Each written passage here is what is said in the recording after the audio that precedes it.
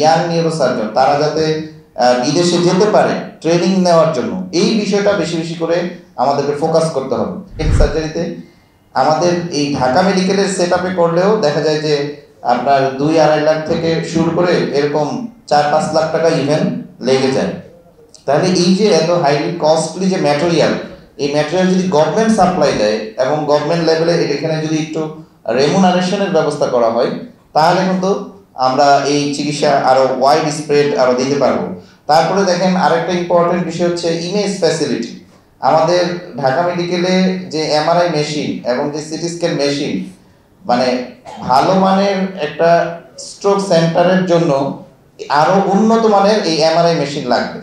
মানে এখানে রেজুলেশন যদি ভালো না হয় তাহলে আর্লি স্ট্রোক গুলো কিন্তু ধরা যায় না। মানে দেখা যাবে যে হয়তো বা সিটি স্ক্যান দেখে মনে হবে যে নর্মাল, কিন্তু তার কিন্তু আর্লি স্টেজ অফ স্ট্রোক।